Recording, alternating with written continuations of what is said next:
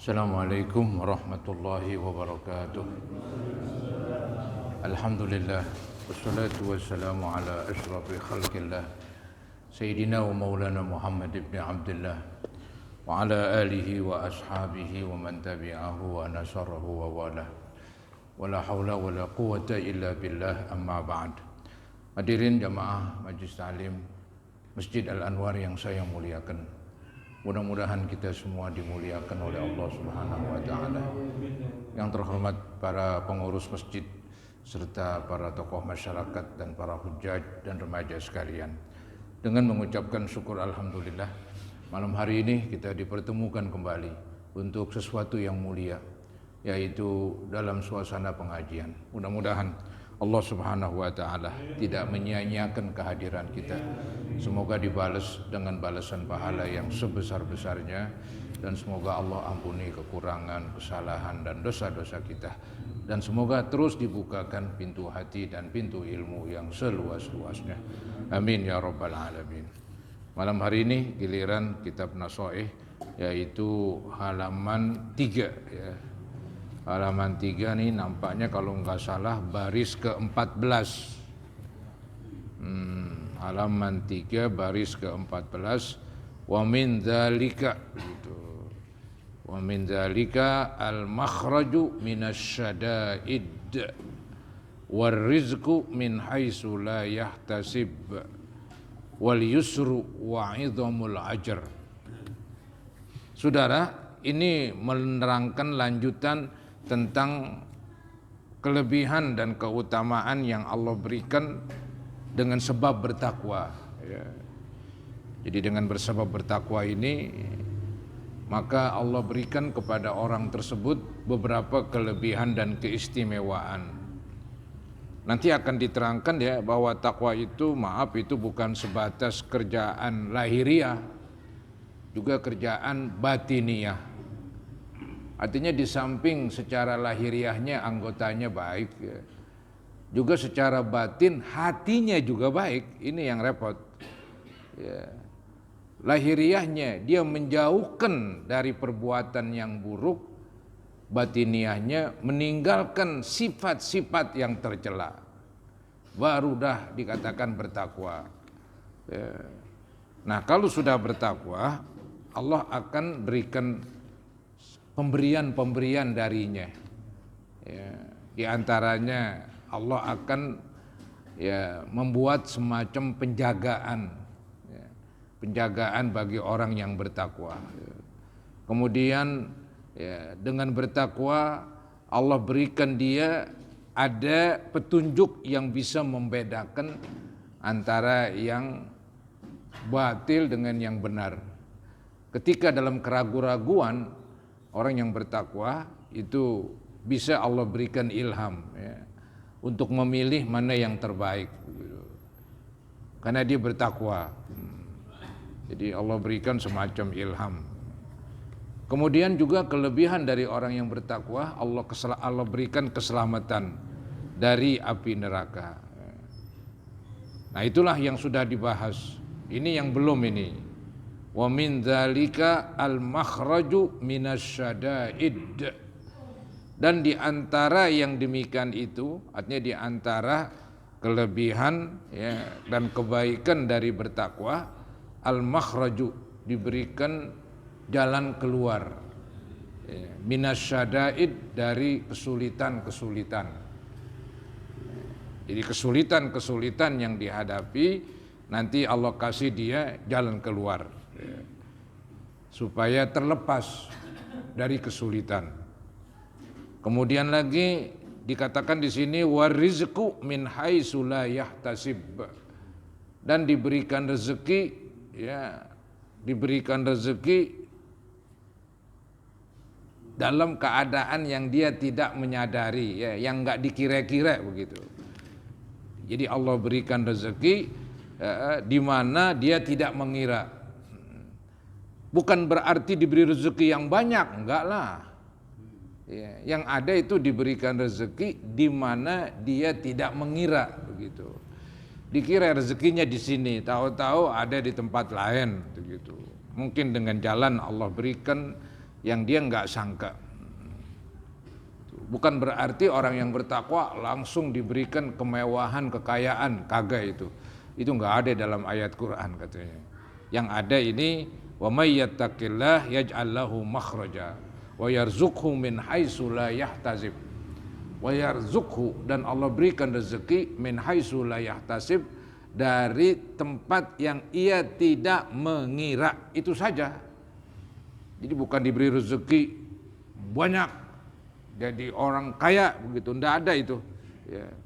Jadi kalau ada orang melihat orang kaya sederhana, emang Allah nggak janjikan dalam keadaan mewah, ndak. Yang dijanjikan adalah Allah berikan rezeki di tempat yang dia nggak kira-kira begitu, yang dia nggak menyangka. Maka disebut di sini warizqu min haitsu la yahtasib, dan diberikan rezeki dari tempat yang ia tidak mengira. Kemudian dengan sebab bertakwa wal yusru, Allah berikan kemudahan, wa izamul ajri, dan Allah berikan pahala yang besar. Qala Allah Ta'ala, ini ayatnya nih. Ayat dari kesimpulan tadi. Kesimpulan tadi, orang yang bertakwa Allah berikan jalan keluar dari kesulitan, Allah berikan rezeki di mana dia tidak mengetahui, tidak menyangka, Allah berikan kemudahan, dan Allah berikan balasan yang besar. Ayatnya wa may yattaqillaha yaj'al lahu makhraja. Barang siapa yang bertakwa kepada Allah, Allah jadikan baginya jalan keluar. Wa yarzuqhu min haitsu la yahtasib, dan Allah berikan rezeki kepadanya di tempat yang ia tidak terlintas di hatinya. Yang nggak dikira-kira, tahu tuh dari situ tuh rezeki. Allah berikannya begitu. Nah itu ayatnya. Kemudian ayat yang menerangkan bahwa Allah berikan kemudahan bagi yang bertakwa. Wa may yattaqillaha yaj'al lahu min amrihi yusra. Wa may yattaqillah, siapa-siapa yang bertakwa kepada Allah, yaj'al lahu, Allah jadikan baginya min amrihi, dari urusannya, yusra, kemudahan. Seandainya kita selalu dalam kesulitan, takwanya perlu dipertanyakan.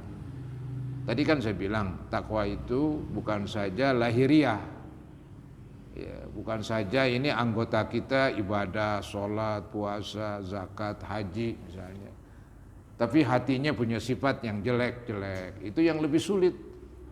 Kan lebih sulit memperbaiki hati dari anggota dibandingkan anggota. Ya.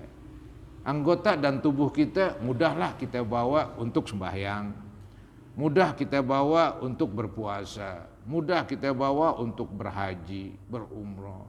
Tapi kalau hati kita ini yang sulit banget, ya, itu memang kadang-kadang yang berat di situ tuh. Ya. Jadi takwa bukan hanya saja dalam perbuatan lahiriah, tapi juga takwa dalam sifat batiniah, sifat yang bagus supaya ada di hati kita, sifat yang jelek supaya disingkirkan, barulah dikatakan bertakwa.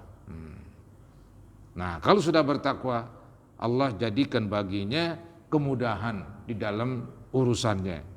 Itu yang disebut wa may yattaqillaha yaj'al lahu min amrihi yusra. Ada lagi ayat ini, wa may yattaqillaha yukaffir anhu sayyi'atihi wa yu'dhim lahu ajra. Barang siapa yang bertakwa kepada Allah, Allah akan hapuskan dosa-dosa yang telah lalu, dan Allah berikan baginya pahala yang besar. Yang tadi disebut dengan sebab bertakwa Allah berikan pahala yang besar. Ya ini ayatnya nih, wa yu'dhim lahu ajra, dan Allah besarkan baginya pahala. Artinya Allah akan balas perbuatan orang yang bertakwa dengan balasan yang sebesar-besarnya lantaran dia bertakwa. Wa min dzalika, dan di antara faedah bertakwa, al wa'du bil jannah, dijanjiin dengan sorga. Ya, dijanjikan dengan sorga. Lagi siapa lagi yang mau dijanjiin kalau bukan mereka? Masih orang kafir dijanjiin masuk sorga? Nggak ada lah itu, malah kebalikannya itu. Qala ta'ala, ini ayatnya nih. Tilkal jannatul lati nurithu min ibadina man kana taqiyya. Ya, tilkal jannah, itulah surga ya. Allati nurithu, yang kami berikan, yang kami wariskan, yang kami berikan min ibadina, dari hamba-hamba kami. Hamba-hamba Tuhan yang bagaimana nih? Man kana taqiyya, hamba-hamba yang adalah dia bertakwa. Jadi di sini ditonjolkan orang yang bertakwa ya akan diberikan surga. Kemudian di ayat yang lain ini yang juga menunjukkan orang yang bertakwa dijanjiin surga. Mathalul jannatil lati wa'idal muttaqun. Perumpamaan surga yang dijanjiin buat orang yang bertakwa diumpamain seperti, itu keterangannya panjang. Ya, di antaranya seperti mereka itu nanti di surga akan ada taman mengalir sungai-sungai begitu. Di taman tersebut hasilnya terus menerus, ya, naungannya sejuk begitu. Digambarkan enak aja begitulah. Ya. Nah itu kan gambaran surga. Itu dijanjiin buat siapa? Jawabannya buat yang bertakwa. Ya. Karena kita memang lagi bahas tentang bertakwa ini. Ya. Maka ada ayat mathalul jannatil lati wa'idal muttaqun. Di ayat yang lain wa uzlifatil jannatu lil muttaqin, dan didekatkan surga bagi orang yang bertakwa. Orang yang bertakwa lagi nanti surga mendekat kepada dia. Di ayat yang lain innalil muttaqina inda rabbihim jannatin na'im. Sesungguhnya bagi orang-orang yang bertakwa di sisi Tuhannya dia akan mendapatkan surga naim, jannatun naim. Itu dengan bertakwa. Ada lagi ayat innal muttaqina fi jannati wa naharim fi maq'adi sidqin 'inda malikim muqtadir.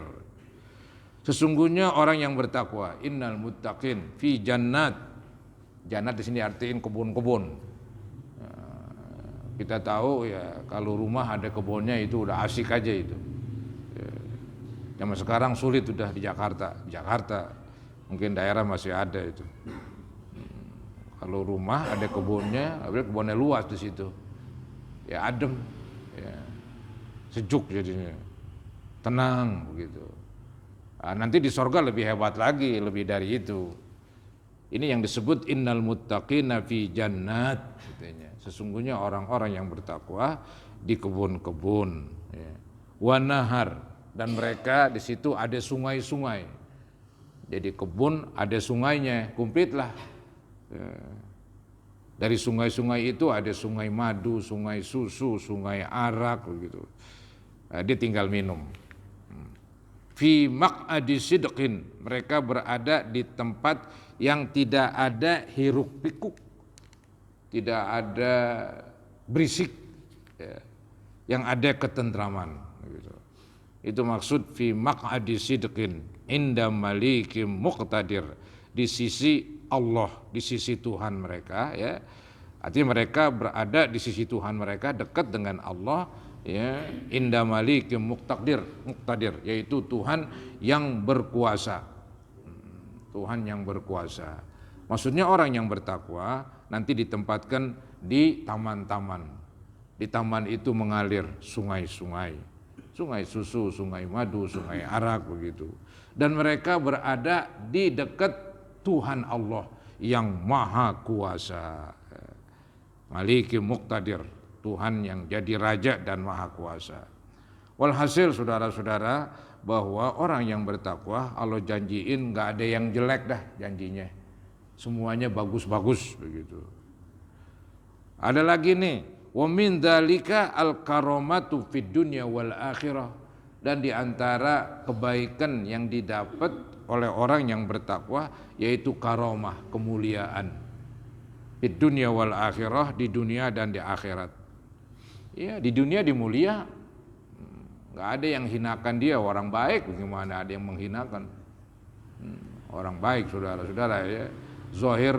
Zahirnya baik, batinnya baik. Ini kan luar biasa. Di dunia orang senang sama yang begitu.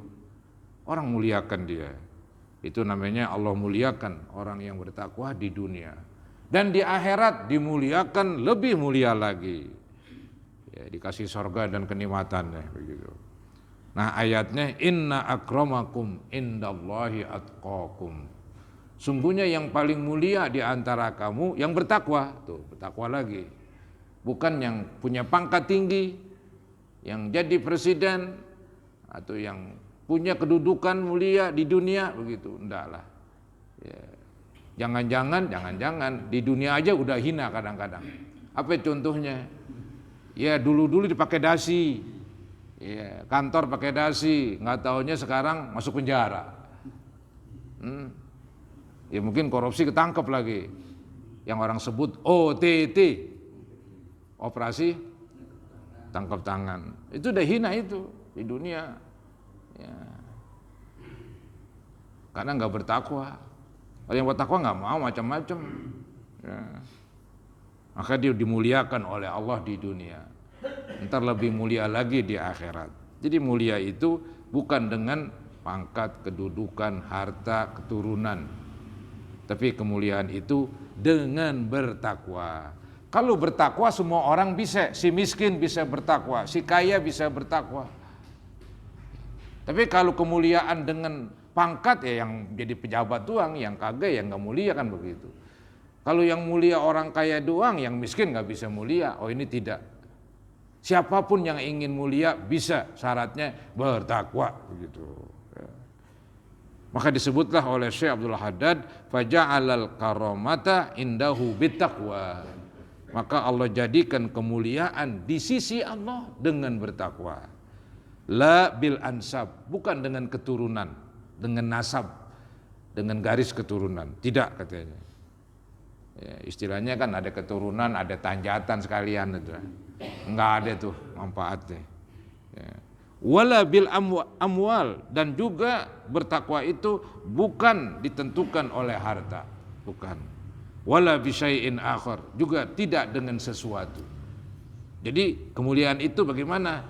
Nah, tadi yaitu inna akramakum indallahi atqakum. Yang paling mulia di antara kamu yang paling bertakwa. Siapapun bisa bertakwa.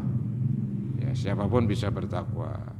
Dan itu kasarnya bisa diperebutkan. Kalau kekayaan bagaimana emang dari sononya? Jabatan ya, emang semuanya jadi pejabat kan nggak mungkin. Ada yang jadi pejabat, ada yang jadi rakyat. Itu susah itu dicari. Tapi kalau takwa itu mudah, karena nggak ada syarat-syarat, harus keturunan ini, harus punya duit sekian. Nggak ada itu, harus berbadan sehat, berbadan sakit juga bisa bertakwa. Karena bisa diperebutkan, bisa diusahakan. Maka itulah yang Allah jadikan barometer ukuran kemuliaan seseorang di hadapannya. Jadi kemuliaan seseorang di hadapan Allah bisa diusahakan. Bukan karena tadi itu, karena keturunan, karena harta, karena jabatan, bukan. Tapi dia bisa diusahakan itu takwa. Yang saya katakan melaksanakan perintah Allah, meninggalkan larangannya. Baik perintah yang zahir ataupun perintah yang batin. Meninggalkan larangan zahir, juga meninggalkan larangan batin. Itu saudara-saudara ya.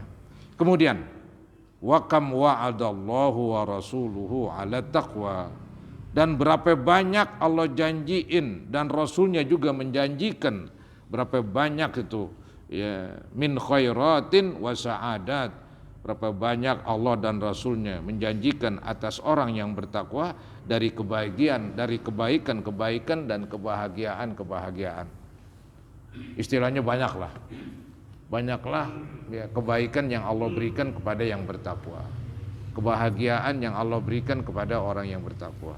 Ditambah lagi wa darajatin wa hasanat, berapa banyak kedudukan yang tinggi, berapa banyak kebaikan yang Allah berikan kepada orang yang bertakwa. Wa sholahin wa falah, dan juga orang-orang yang beruntung ya, orang-orang yang mendapat kebaikan, orang-orang yang beruntung Allah janjiin tuh. kepada orang yang bertakwa. Wa ghanaima wa arbah. Ini juga sama ini, keberuntungan yang Allah berikan kepada tidak lain orang yang bertakwa. Yatulu dzikruha, panjang nih kalau disebutin semuanya katanya. Wa yata'adzaru hasruha, dan tidak mungkin dibatasi saking banyaknya manfaat bertakwa. Ya, sulit disebut ya, karena memang bahasannya panjang gitu, dan sulit dibatasin. Nah, ini ada kalimat syair yang isinya tentang takwa. Wa ma ahsanu ma qila fil ma'na. Alangkah indahnya yang dikatakan ini dalam satu syair. Mayyattaqillaha fadzakal ladzi siqa ilaihil matjarur rabihu. Siapa yang bertakwa kepada Allah, itulah orang-orang yang diberikan kepadanya keuntungan yang gede ini. Al-matjarur rabihu, keuntungan yang besar. Jadi barang siapa yang bertakwa kepada Allah, berarti dialah yang Allah berikan kepadanya keuntungan yang besar. Waqila aidan, ada lagi dikatakan dalam bentuk syair. Man arafallaha falam tughnihi ma'rifatullahi fadzakash syaqi. Jadi man arafallah, siapa-siapa yang sudah mengenal Allah, mengenal makrifat. Ya. Makrifat dalam ilmu tauhid ya, kita ambil makrifat yang paling rendah lah, yaitu seseorang meyakini tentang Tuhan, meyakini tentang tauhid dengan benar berikut dalil. Dengan benar berikut dalil. Itu yang disebut makrifat ya. Memang ini istilah dipakai juga oleh orang ahli tasawuf yang tukang ibadah. Berarti patokannya di makrifat tinggian lagi. Tapi makrifat yang standar, orang mengenal Allah dengan dalil. Nah, ada orang udah makrifat, udah mengenal Allah, tahu-tahu dia tidak melaksanakan perintah Allah, yang gak ada gunanya. Dia mengenal Allah, dia bisa membuktikan keberadaan Allah, walaupun dengan akal semata-mata. Yang gak ada gunanya, cuman bisa buktiin doang, ibadahnya kagak. Nah ini dia nih, man arafallaha falam tughnihi. Ya, barang siapa yang mengenal Allah, tapi mengenalnya dia kepada Allah tidak bermanfaat.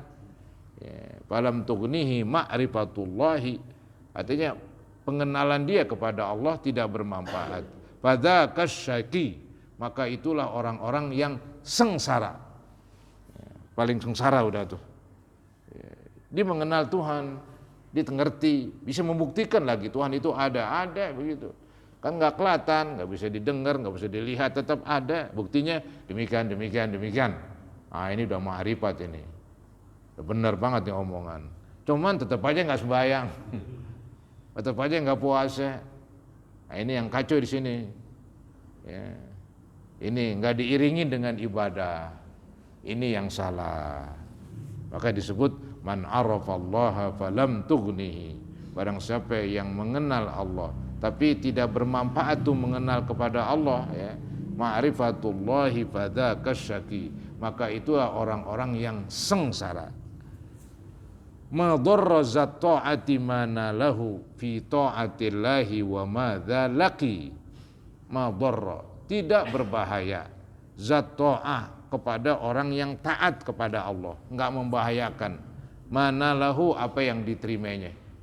Apapun yang diterimanya, mau nikmat, mau sakit, mau musibah, selama dia bertakwa enggak ada bahayanya sama dia. Itu hebatnya gara-gara takwa. Jadi takwa itu membuat orang jadi reda, ya, reda dari emosionalnya. Dia ngerti agama, dia sabar, dia berubah banyak. Gitu. Maka dibilang enggak berbahaya orang yang taat, yang apabila dia menerima di dalam melaksanakan perintah Allah, menerima hal-hal yang tidak enak begitu. Ma yasna'ul abdu bi'izzil ghina wal izzu kullul izzi lil muttaqi. Apa yang diperbuat oleh si hamba, ma yasna'ul abdu, apa yang diperbuat oleh hamba bi'izzil ghina, untuk memuliakan dengan sebab kekayaan.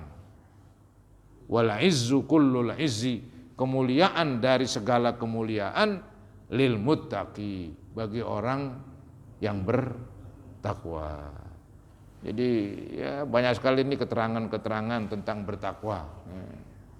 Cuman walaupun kalimatnya pendek, itu pelaksanaannya ya luas. Tadi saya bilang, zahirnya ini melaksanakan perintah, meninggalkan larangan, khususnya perintah wajib. Batinnya begitu juga, meninggalkan yang haram. Batinnya yang buruk-buruk ini ditinggalkan, diganti dengan sifat-sifat yang terpuji. Baru dah dikatakan bertakwa. Ini bukan main, sulit saudara-saudara, nggak gampang itu. Ya paling kita hanya bisa berusaha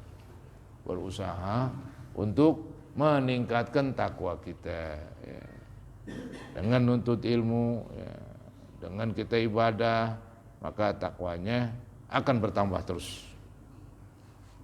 Qala ulama ridwanullahu alaihim, berkata para ulama, semoga Allah redha kepada mereka.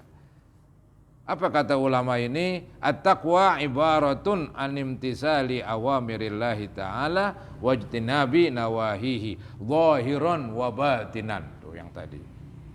Para ulama memberikan definisi pengertian takwa. Apa itu takwa? Dibilang at-taqwa, takwa itu ibarah, merupakan ibarat, suatu rangkaian kata-kata, animtisali awamirillahi ta'ala. Jadi takwa itu merupakan ibarat yang di dalamnya itu memerintahkan untuk melaksanakan perintah Allah, wajtinabi nawahihi, dan meninggalkan larangan-larangan Allah. Nah ini nih yang saya bilang, zahiran wa batinan. Itu yang susah tuh, zahiran wa batinan. Saudara, tangan kita ini kita larang, jangan ngambil, gampang, kita tahan begitu. Jangan mukul, tahan bisa. Tapi ini hati kita, jangan syirik, wah susah para hadirin. Apalagi nggak kelihatan di penyakit, lebih parah lagi. Mungkin sangkaan kita ada paling benar, ini yang repot. Sangkaan kita, gue udah paling benar dah, hebat gue, gitu. Nggak taunya di hatinya punya sifat-sifat yang jelek. Emang orang nggak tahu, orang nggak tahu. Maka dibilang pembangunan jiwa diutamakan daripada pembangunan badan. Bangunlah jiwanya, baru dah bangunlah badannya. Enggak badan duluan baru jiwa. Itu yang terjadi di kita. Jadi pembangunan badan terus menerus, tapi jiwa tidak. Jadi akibatnya ya beginilah. Yang korupsi jalan terus, kekacauan, silih berganti, nggak pernah selesai. Gitu. Jadi kembali kepada kitab, berkata para ulama, at-taqwa, takwa itu ibaratun an imtisali awamirillahi ta'ala, ibarat yang menjelaskan tentang takwa itu yaitu mematuhi perintah-perintah Allah, wajtinabi nawahihi, dan menjauhi larangan-larangannya, zahiran wa batinan, baik zahir atau batin. Ini yang sulit, batin. Kan ada hadis yang sering didengar itu, innallaha la yanzuru ila ajsamikum wala ila suwarikum. Sungguhnya Allah tidak menilai kepada badan kamu yang jangkung, yang tinggi, yang sterek, yang sehat. Itu enggak jadi penilaian. Walakin yanzuru ila qulubikum, tetapi Allah menilai hati kamu. Maka itulah letak penilaian Allah. Bukan pada jasmani, kekekeran badan. Tidak menunjukkan nanti menunjukkan kekar di dalam neraka dia. Angus deh. Nggak sanggup, nggak kuat gitu. Jadi disimpulkan di sini takwa itu yaitu ungkapan yang isinya melaksanakan perintah, meninggalkan larangan, baik zahir atau batin. Ma'astish'arit ta'zim lillah, dengan diikuti perasaan mengagungkan Allah. Jadi takwa itu melaksanakan perintah, diiringi dengan perasaan ketika melaksanakan perintah, diiringi dengan perasaan seperti yaitu dia mengagungkan Allah, menghormati Allah. Itu dikatakan ma'istish'arit ta'zim lillah. Ya, jadi ada perasaan di hati mengagungkan Allah. Ya. Biar benar-benar takwanya itu. Jangan takwanya seperti orang munafik. Dia membohongi Tuhan. Masih Tuhan dibohongin, nggak bisa. Maka dalam Al-Quran tuh dibeberin keburukan-keburukan mereka. Tuhan nggak bisa dibohongin. Munafik kerjaannya itu. Jadi kesimpulannya, orang yang bertakwa adalah orang yang mendapat keuntungan besar karena dia melaksanakan perintah dan meninggalkan larangan. Wal haibati wal khasyati. Tadi kan dibilang takwa itu melaksanakan perintah, meninggalkan larangan, perintah zahir, perintah batin, larangan zahir, larangan batin. Di samping ada perasaan menghormati Allah. Wal haibah, perasaan Allah itu penuh wibawa. Wal khasyah, perasaan dia takut kepada Allah. Wal rohbah, begitu juga sama. Ya, takut. Itulah saudara-saudara pengertian takwa. Ada yang bertanya? Adanya yang ngantuk nih. Tadi nggak nyahi kali saya.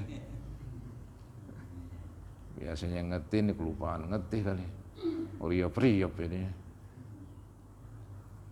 Baik, kita lanjutkan. Kita lanjutkan. Wa qala ba'dul mufassirin, berkata salah seorang dari ahli tafsir rahimahullahu fi qaulihi ta'ala, di dalam firman Allah yang berbunyi ittaqullaha haqqa tuqatih. Ini arti sebenarnya nih, ittaqullaha haqqa tuqatih, bertakwalah kamu kepada Allah dengan sebenar-benar takwa. Itu berat juga tuh omongan. Makanya ada omongan zaman dulu, sebenar-benar bertakwa bagaimana? Huwa ayyuta'a fala yu'sa.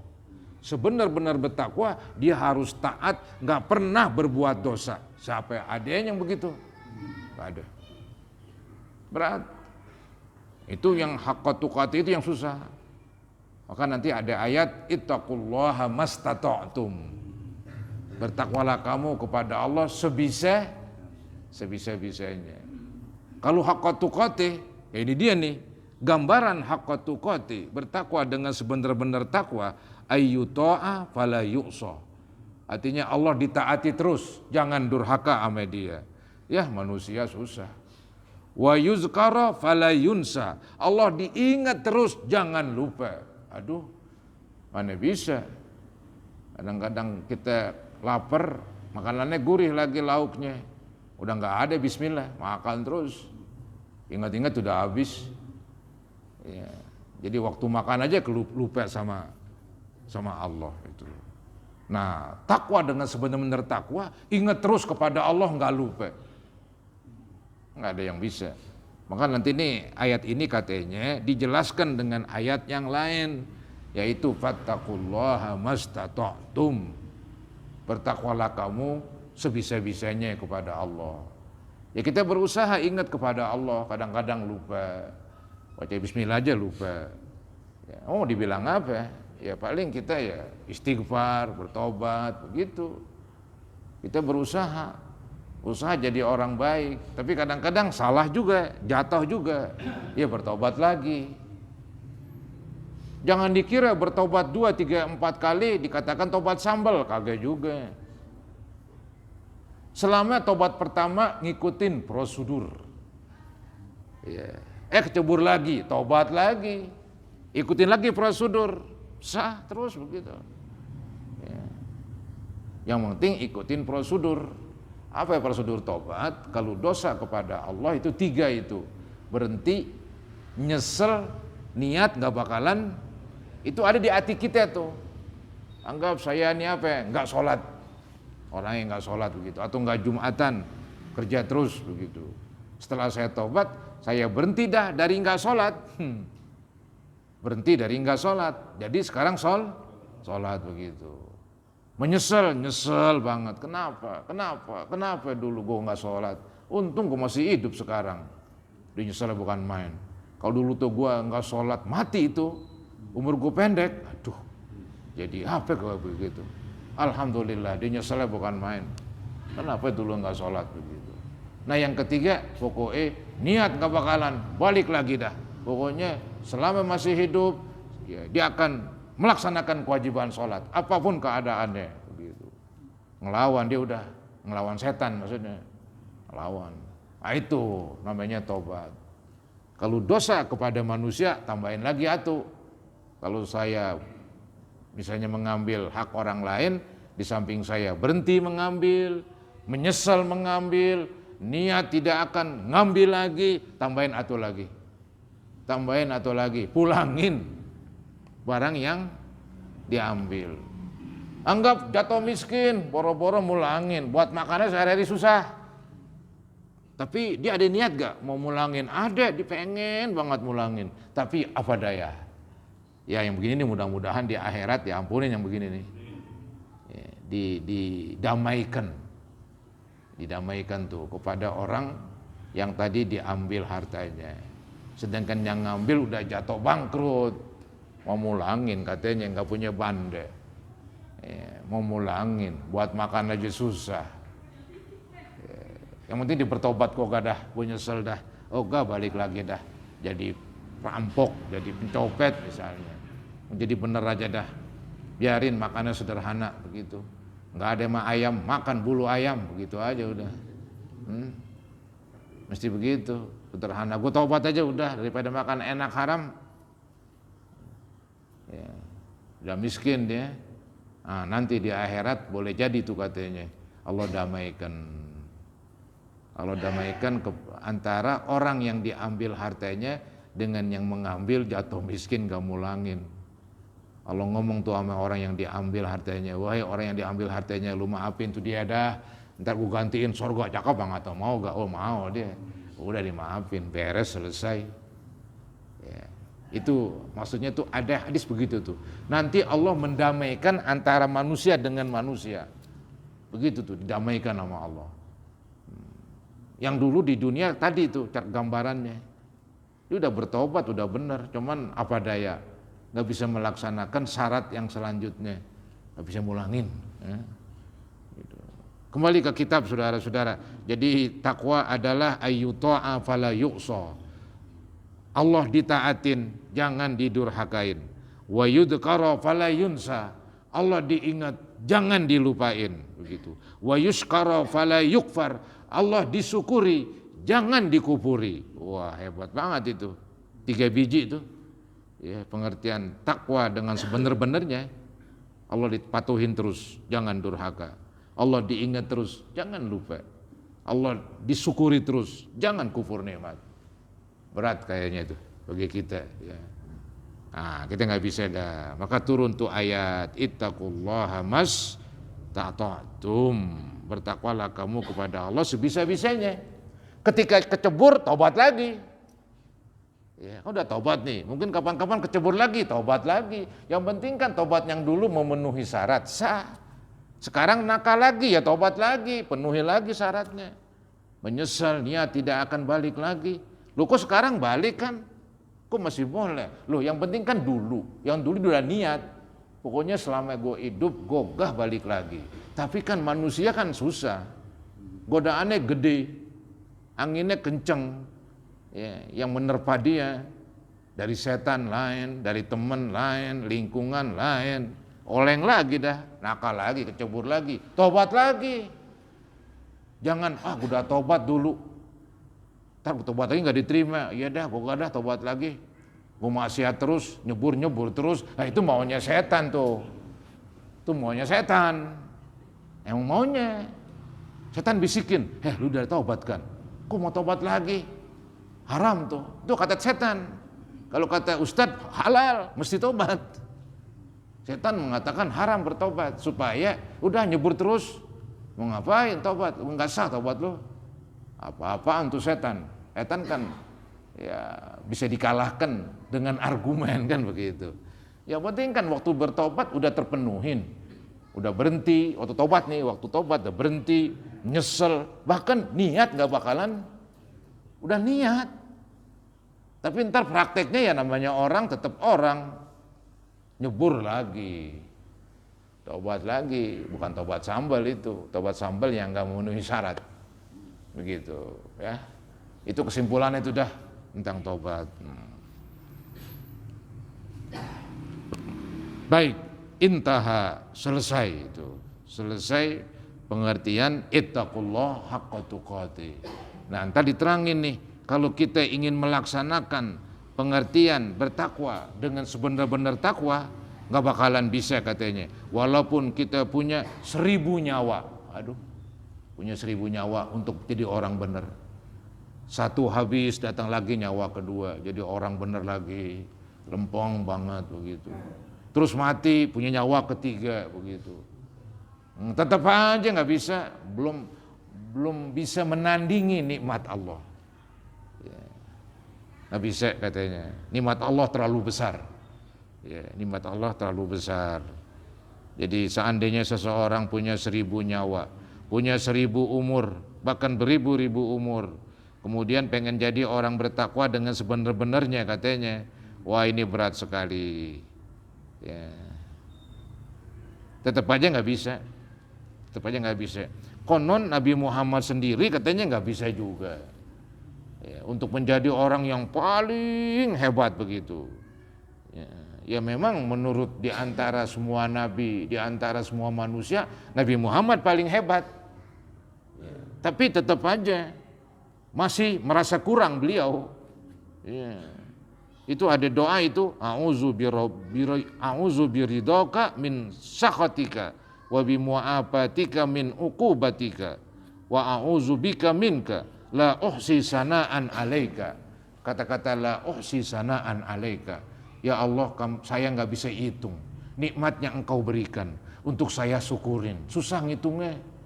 Nikmat Allah saya nggak bisa hitung ya Allah, tuh nikmat Allah untuk saya syukurin. Terlalu banyak tuh nikmat, ya, terlalu banyak nikmat. Nah ini nanti kita lanjutkan ini. Wala yastati al abdu walau kana lahu alfi nafsin ila nafsi. Dari situ tuh kalimat tuh kita mulai. Itu alinea baru itu. Ya, biar enak tuh di ininya diterangkannya.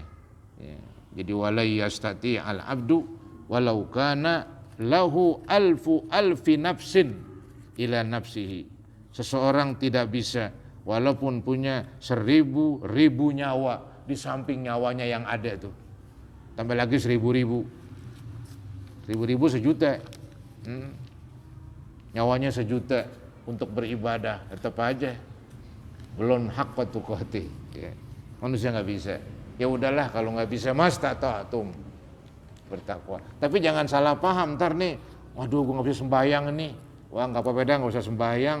Allah kan berfirman, apa la yukallifullahu nafsan illa wus'aha. Itu ngaco itu orang. Nggak benar itu saudara-saudara. Apa yang Allah sudah perintahkan itu sudah ditaker sama Allah, bahwa itu semua bisa dilaksanakan. Sembahyang 5 waktu bisa dilaksanakan. Buktinya ada orang malah nambahin yang sunat-sunat. Puasa Ramadan berat, ya, tapi kan bisa. Dengan bukti di samping Ramadan dia ngerjain lagi yang sunat. Berarti kan dia masih mampu. Ya, masih mampu. Jadi semua peraturan Allah sudah taker. Ya. Jadi ketika Allah mengatakan la yukallifullahu nafsan illa usaha, itu pernyataan dari Allah bahwa dia telah membuat peraturan bisa semua tuh manusia kerjakan. Nggak ada yang nggak bisa. Kalau ada orang nggak bisa ngerjain perintah, itu gara-gara emang dirinya ngeres itu. Bukan peraturannya. Ya. Bukan peraturannya. Nah para hadirin, inilah yang dapat saya sampaikan. Ya mudah-mudahan menambah ilmu pengetahuan kita. Mudah-mudahan kita bisa meningkatkan ketakwaan kita kepada Allah. Amin ya rabbal alamin. Baiklah, kita sudahi dengan doa saudara-saudara ya. Sebelum berdoa mari kita baca Ummul Quran suratul Fatihah. Semoga Allah Subhanahu wa taala menyampaikan pahala suratul Fatihah kepada yang telah wafat, khususnya ibu bapak kita. Allah lebih tahu nama-nama mereka. Ya, mungkin mertua atau istri anak yang sudah wafat terlebih dahulu. Kita mengharap semoga Allah ampuni mereka. Dan semoga Allah terima amal baiknya, Allah jadikan kuburnya taman-taman surga. Kita pun yang menyusul, mudah-mudahan Allah jadikan kuburan kita juga taman-taman surga.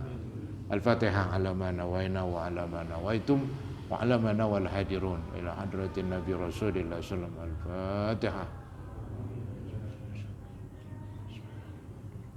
Alhamdulillahi rabbil alamin. Iyyaka na'budu wa iyyaka nasta'in. Ihdinas siratal mustaqim. Ghairil maghdubi Astaghfirullahaladzim, astaghfirullahaladzim, astaghfirullahaladzim. Allahumma salli ala Sayyidina Muhammad wa ala ali Sayyidina Muhammad wa sallim tasliman katsira walhamdulillahi rabbil alamin. Allahumma anfa'na bima 'allamtana wa 'allimna ma yanfa'una wa zidna ilman nafi'a. Rabbana ighfir lana wa liwalidina warhamhum kama rabbawna shighara wa li jami'il muslimina wal muslimat wal mu'minina wal mu'minat al ahya'i minhum wal amwat. Rabbana taqabbal minna innaka antas samiul alim wa tub alaina innaka antat tawwabur rahim. Rabbana atina fid dunya hasanah wa fil akhirati hasanah wa qina azabannar. Wa sallallahu ala sayyidina Muhammadin wa ala alihi wa sahbihi wa sallam. Alhamdulillahi rabbil alamin. Assalamualaikum warahmatullahi wabarakatuh.